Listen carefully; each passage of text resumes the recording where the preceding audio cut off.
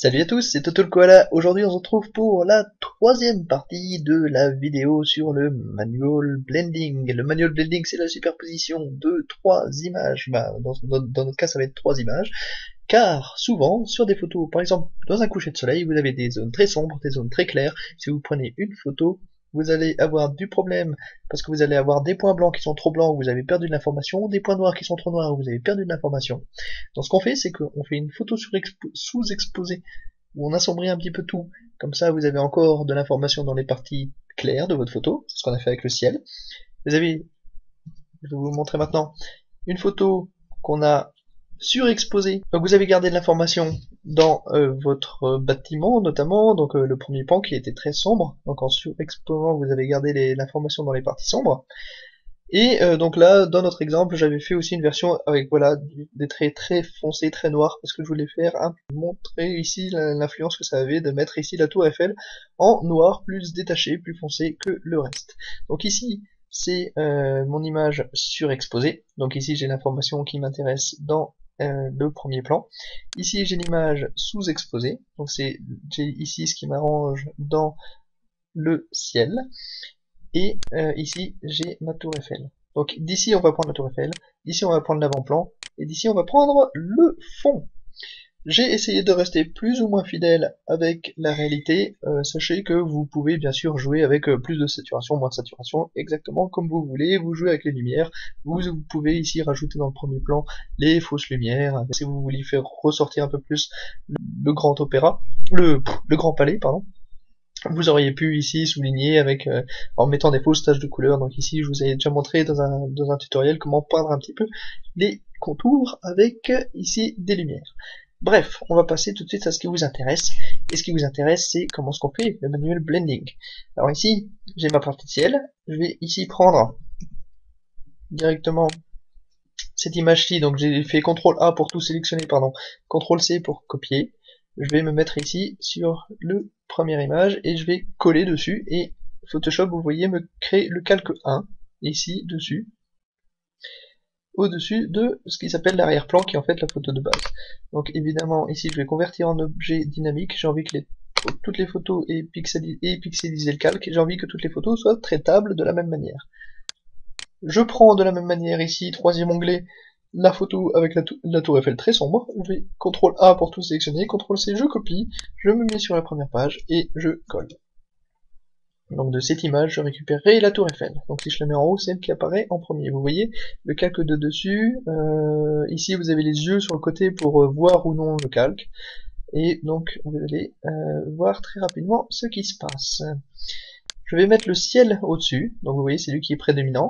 Si je le couvre, normalement j'ai voilà le calque avec l'avant-plan, et si là je le cache encore, j'ai tout en dessous le calque qui m'intéresse avec les contours très nets de la tour Eiffel. Comment est-ce qu'on fait le manual blending? Le manual blending, vous allez prendre ici le ciel de cette image-là, donc je veux cacher la partie basse de l'image. La partie basse, je veux qu'elle vienne de cette photo-ci. Comment on fait ça? Eh ben on sélectionne le calque, donc là il est en bleu, etc. Et on va ici en bas, sur ce bouton-ci, donc le carré grisé avec un cercle blanc au milieu, qui permet d'ajouter un masque de fusion. Donc je clique sur ajouter un masque de fusion. Et vous voyez qu'il est peint tout en blanc. Peint tout en blanc, ça veut dire que de l'image que vous avez ici, tout ce qui est en blanc est visible. Et en fait, vous pouvez peindre sur ce calque blanc la couleur que vous voulez. Donc là, ici, moi, si je prends un pinceau, vous voyez la couleur noire ici est sélectionnée. Ma couleur principale, c'est le noir. Si je peins dessus en noir, avec une opacité plus que 12%, c'est comme ça se verra. Si je peins ici noir, alors en noir, les parties noires du calque ne se voit pas. Donc le calque actif, donc la partie sous-exposée, l'image sous-exposée, seules seront visibles les zones où le calque dessus est blanc. Donc le blanc c'est le on si vous voulez, c'est ce qui est visible du calque actif, du calque actuel, et en noir c'est ce qui n'est pas visible. Donc vous voyez très vite où je vais en venir, c'est que je veux la partie du ciel ici avec toutes les informations donc de l'image actuelle, mais je veux la partie d'avant-plan d'ici. Donc ce qui va se passer, c'est que je vais colorier en blanc, je vais laisser en blanc sur le calque ici le ciel pour qu'il soit visible de cette image-ci, mais je vais cacher le bas, donc le calque ici je vais le peindre en noir. Pour que le résultat soit beau, ce qui marche bien c'est de faire une transition. Donc pour ça je prends l'outil gradient, donc ici c'est avec l'outil pot de peinture, l'outil dégradé, donc je prends l'outil dégradé, je vérifie que je suis en dégradé linéaire et pas circulaire, je suis en mode normal, opacité 200% et c'est un gradient qui va du noir vers le blanc.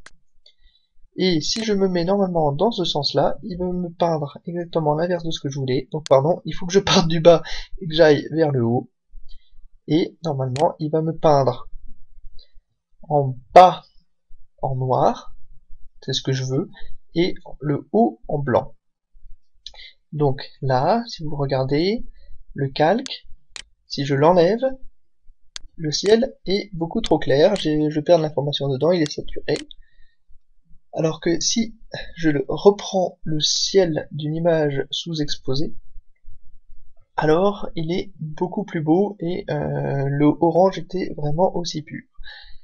Donc j'ai caché par contre de cette image au sommet la partie basse, donc le noir ici, vous voyez, toute cette partie ici, si c'est le seul calque sélectionné, vous voyez que le noir de ce calque n'est pas pris en compte. Donc ça découvre l'image qui était en dessous. Donc l'image qui était en dessous ici.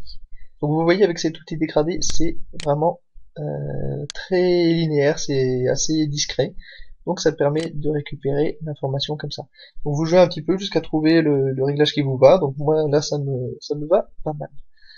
Alors je vais désélectionner un petit peu ces calques-ci, et ce qu'on avait dit c'est qu'on voulait qu'ici la tour Eiffel vienne de ce calque-ci.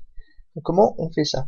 Eh bien, on fait exactement de la même manière. On sélectionne ce calque-ci, on lui rajoute un calque dessus, et ce que je veux qu'il soit visible sur ce calque, évidemment, c'est que la tour Eiffel. Donc ce que je fais, c'est que j'échange les couleurs. Vous voyez là, j'ai mis le blanc en avant-plan. Je vais prendre, donc là c'est le calque, c'est le masque de fusion pardon qui est actif. Je sélectionne toute l'image et je supprime. Et ce qui se passe quand on supprime, c'est que ça remplit en fait de la couleur secondaire. Donc ici le noir. On va peindre la partie qui nous intéresse, à savoir la tour Eiffel. Donc la partie de la tour Eiffel, comme ça c'est géométrique, je peux décider de prendre un outil comme le lasso polygonal ici, et de sélectionner, donc ici je vais juste tout simplement faire le tour de la tour Eiffel, faire le tour de la sélection, et une fois que j'aurai sélectionné le contour de la tour Eiffel, je changerai le noir en blanc, comme ça sur ce calque-ci, donc le calque tout en dessous, ça découvrira la tour Eiffel plus foncé, comme je le voulais, beaucoup plus contrasté, qui va ressortir beaucoup plus sur le paysage. Donc je vais peut-être zapper cette partie-ci de la vidéo, je fais juste le tour de la tour Eiffel en fait, avec l'outil lasso polygonal, et on se retrouve dès que la tour Eiffel est sélectionnée. À tout de suite. Salut, donc on se retrouve cette fois-ci, donc vous voyez, j'ai avec l'outil de sélection fait le tour entier de la tour Eiffel. Et ce qui se passe alors, c'est que je vais rester, donc je vais être sûr d'être ici sur le calque, je vais rechanger la couleur, vous avez compris cette fois-ci, je mets le blanc en arrière-plan et je vais faire supprimer, et là normalement il va remplir avec la couleur secondaire, donc en blanc, la partie à l'intérieur. Donc vous voyez, ça fait apparaître la tour Eiffel, magique. Je vais désélectionner un petit peu ça, et je vais prendre cette fois-ci l'outil baguette magique, et voilà, la partie intérieure ici, je veux que ça reste de la photo au-dessus, donc je vais rechanger avec X, je vais inverser les couleurs du premier principal et secondaire, donc c'est le noir, je vais taper sur supprimer, et il va remplir de noir. Donc là, normalement, si je mets ce calque-là avec la tour Eiffel tout au-dessus, la tour Eiffel doit venir de ce calque-ci.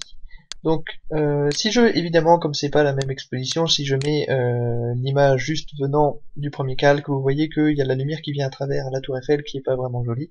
Donc, j'ai juste besoin de souligner en fait un petit peu la structure de la tour Eiffel. Donc, je peux réduire l'opacité de mon premier calque vers 40%, voilà. Et vous voyez donc, ça c'est normalement, donc c'est juste ça c'est le blend, donc avec seulement les deux photos ciel, premier plan visible. Et ça, c'est quand on rajoute la tour Eiffel issue de mon premier plan. Donc moi je trouve que c'est pas mal, ça détache, ça rajoute du contraste sur la tour Eiffel, ça fait un petit effet peut-être un peu bizarre, donc vous n'êtes pas obligé de faire évidemment sur vos photos quelque chose qui ressemble à ça. Donc moi ça me plaît pas mal. Je vais montrer encore une petite tricherie en plus, un petit bonus, c'est pour le fun. Je vais enregistrer ça et on se retrouve juste après. Donc une fois qu'on a ça, comment est-ce qu'on fait? Eh ben on clique droit ici et on clique sur fusionner les calques visibles. Donc là vous avez une photo compactée qui vous a repris l'information de toutes les photos qui vous intéressaient. Donc vous avez compris le principe, ça peut être très intéressant notamment si vous voulez faire une photo sur un coucher de soleil avec la lumière un peu sombre avec une rivière devant. Imaginez que vous voulez faire une pause longue sur les rivières, donc il y a pas mal de photos comme ça de la Seine, à Paris ou je sais pas, les photos en nature, hein, pas forcément dans les villes, où les gens font une photo avec surexposé pour avoir des détails dans la rivière avec une pause longue et que le cours d'eau soit bien lissé. Donc la partie basse de l'image généralement vient d'une surexposition en pause longue. Et la partie haute de la photo, celle-là, cette fois-ci, c'est une sous-exposition pour avoir encore les détails du ciel avec les jolies nuances de couleurs dans le ciel. Et ils font un blend, en fait, entre le coucher de soleil dans le ciel et la partie pause longue de l'eau qui coule au premier plan. Donc il y a des applications vraiment multiples dans ce cas-ci, chaque fois que vous avez vraiment un gros décalage de luminosité entre votre ciel et votre premier plan, ou que vous voulez utiliser des techniques différentes qui impliquent des pauses, des temps de pause différents. Vous savez maintenant comment faire très simplement un mix en fait entre les photos grâce au calque de Fusion dans Photoshop. Petite astuce, bonus, que je voulais vous montrer. Alors c'est vraiment pour le fun, un petit peu j'ai envie de dire. Donc là j'ai presque envie d'augmenter en fait pour la saturation de l'image, notamment dans les rouges et dans les oranges de cette image. Donc voilà, donc normalement sur mes calques, donc ça je veux l'appliquer, donc je le fusionne avec le calque inférieur. Et dans les réglages, je vais augmenter un petit peu le contraste à la limite. Voilà. Donc j'aime bien ce spot. La vue est vraiment très sympa. Si vous connaissez d'autres spots comme ça à Paris, d'ailleurs, je suis preneur. Parce que ça c'est quelque chose que j'ai découvert grâce aux réseaux sociaux, hein. C'est des spots où vous regardez Flickr, photos à Paris, et vous parlez avec des photographes sur Facebook, il y a pas mal de groupes de photographes sur Paris, ou si vous voyagez, que vous demandez des spots dans une autre ville, les gens sont assez sympas en général et partagent volontiers. Alors, ici, qu'est-ce qu'on va faire? On va vraiment aller jusqu'au bout du post-processing. On va vraiment tricher. Donc ce qu'on va faire, c'est que là, je vais dupliquer le calque, parce que je veux être sûr de pouvoir garder le calque tel quel et y revenir. Donc là, j'ai exactement les deux mêmes calques superposés l'un sur l'autre. Si vous faites CTRL-J, c'est la même chose, ça vous duplique le calque.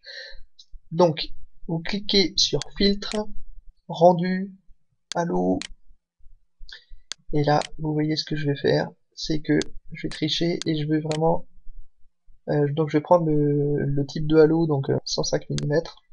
Donc c'est le flair que vous avez sur votre lentille si vous prenez en photo directement le soleil. Donc je vais essayer avec là 125%, je vais regarder ce que ça donne.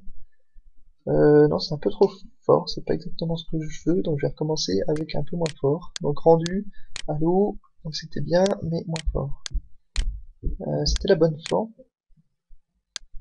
105%. Donc vous voyez, j'ai envie de simuler en fait le coucher du soleil juste entre les jambes de la tour Eiffel. C'est pas mal du tout. Alors vous voyez, bon, l'effet déjà est pas mal, mais en fait j'ai pas envie d'avoir ce flair en haut. Donc ce qui se passe,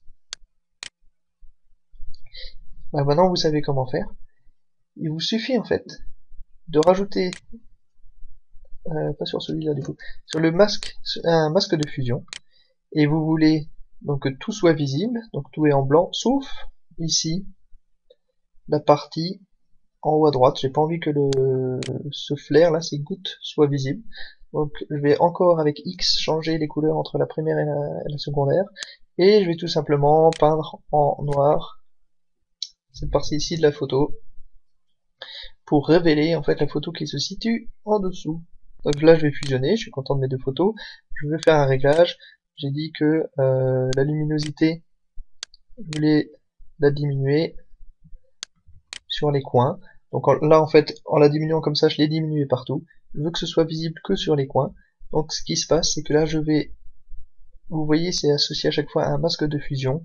Là il s'applique partout, toute la case est blanche. Vous prenez l'outil dégradé, vous prenez l'outil central évidemment, le dégradé radial, et comme ça, du dégradé de noir au blanc, vous mettez du noir au milieu, donc c'est pas appliqué au centre, et du blanc sur les côtés. Donc vous voyez donc les coins ici en blanc sur le masque de fusion vont être soumis à la baisse de contraste, de luminosité, pardon. Et comme ça vous pouvez jouer. Donc vous voyez au centre, cette zone là n'est pas affectée, donc reste claire, alors que les coins eux sont moins lumineux. Donc ça marche comme ça aussi si vous voulez régler, je sais pas, la netteté, la luminosité, la saturation, que sur une partie de votre image. Les masques de fusion sont très utiles pour ça. Donc voilà, donc on est parti de cette photo à l'origine, et en quelques clics, vous voyez vraiment, on a fait le traitement nécessaire pour avoir les informations qui nous intéressaient dans les ciels, les informations qui nous intéressaient dans le premier plan. On a mixé les deux avec les masques de fusion de Photoshop, et on se retrouve avec ce résultat. Pensez-y notamment sur les combinaisons, je vous ai dit notamment, vous avez de l'eau au premier plan, ça vous intéresse, vous avez un ciel qui vous gêne un petit peu, bah vous prenez les deux photos différentes et vous rassemblez les deux. J'espère que ça a été utile, comme d'habitude. Mettez-le dans les commentaires si vous avez aimé ou pas. Les premiers retours à chaque fois me font vraiment plaisir. La communauté augmente un petit peu, soyez actifs. Ça me fait vraiment très plaisir. Bonne chance avec vos retouches et la partie microstock pour ceux qui se sont lancés dedans. À bientôt!